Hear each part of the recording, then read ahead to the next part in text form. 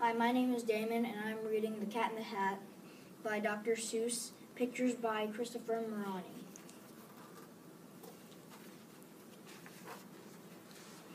The Walden household was in uproar. Mom was getting ready for her big party. Delivery man bustled in and out, and Conrad and Sally were bickering again. Mom went to run some errands and left Mrs.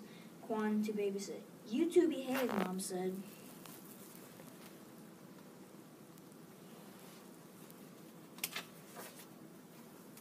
No sooner Mom had left than Miss Kwan fell into a deep sleep and began to snore. It began to rain. Conrad and Sally shifted and fidgeted. "Quit bugging the fish," Sally snapped at Conrad. "You quit it," Conrad snapped back. Suddenly they heard a loud bump, or was it a thump? "What was that?" whispered Sally. Nevins the dog growled. Mrs. Kwan snored on. Conrad and Sally crept slowly up the stairs to investigate. They saw something big, something furry. It was the Cat in the Hat. "Ah!" they screamed. "They could have gone better," remarked the cat. Conrad and Sally ran this away and that way, but whichever way they turned, there he was. "Who are you?" whimpered Sally. "I am the Cat in the Hat," he said with a bow. "Nice place. You two must love it here." "We're bored out of our minds," said Conrad. "But this house is full of fun," said the cat. He checked the kids with his funometer. "Yup," he said. "You two have a classic case of the worst day ever. I know just the cure.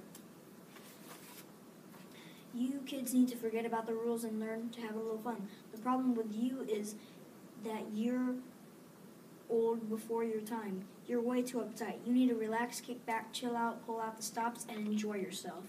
"All right," cried Conrad and Sally, getting into the spirit. "Don't listen to him," said the fish. "I have a feeling this cat is about to violate all 17 of your mother's rules." Everyone turned to stare. Why, that fish had never said a word before.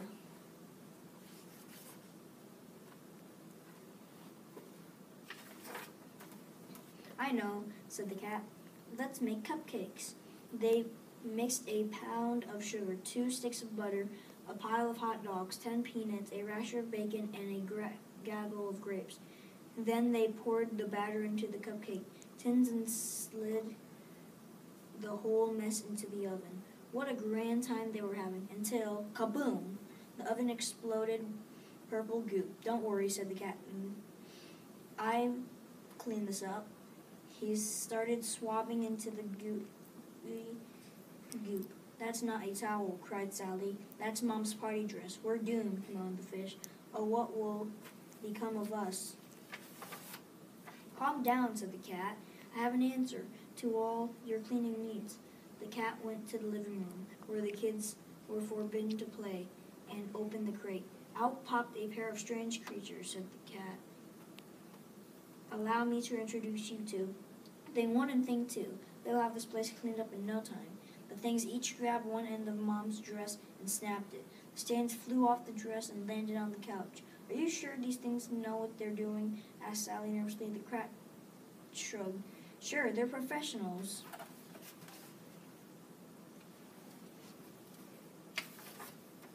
Sally and Conrad tried to catch the things, but they were very quick and very tricky. The things ran up the walls, across the ceiling. They rode bikes over the furniture. They left purple tracks everywhere. That poor puppy dog Nevins headed for the hills. "Why don't we pop outside, have a little fun, and grab the dog while we're at it?"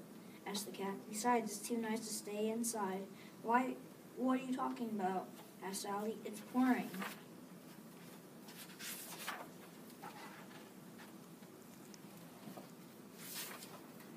But when the cat opened the door, sunlight streamed in. The search for Nevins led them to a neighbor's birthday party.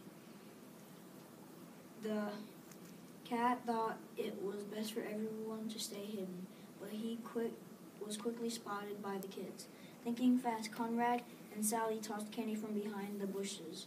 The kids dived into the candy and forgot about the cat. But during all the commotion, Nevins ran off again.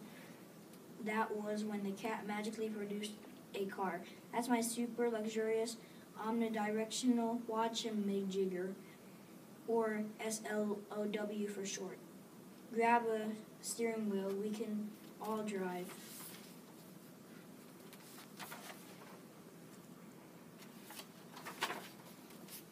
Having 3 drivers in one car didn't work so well. Crash. Well, that was sweet, cried Conrad happily. Walking home, they spotted Evans in a beauty shop in Cotton. Now all they had to do was hurry home and clean before Mom came back. But what a mess they found. Whatever were they to do now? When Mom came home, she would have a fit. How about a game of tennis, asked the cat.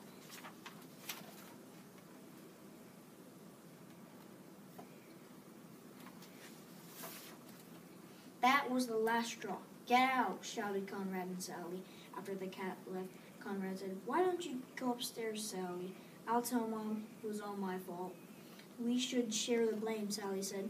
For the first time in a long time, she smiled at him and said, By the way, you're a pretty good brother. I'm glad you think so, said Conrad, returning the smile. Just then, the front door opened, and through it came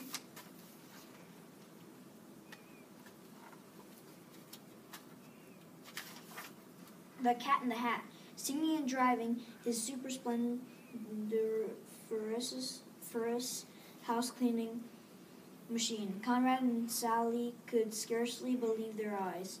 When the cleaning crew had finished, the house was spotless. They dry cleaned Mom's dress, scrubbed Conrad and Sally, and even given Vince a bath, all without waking up Mrs. Kwan.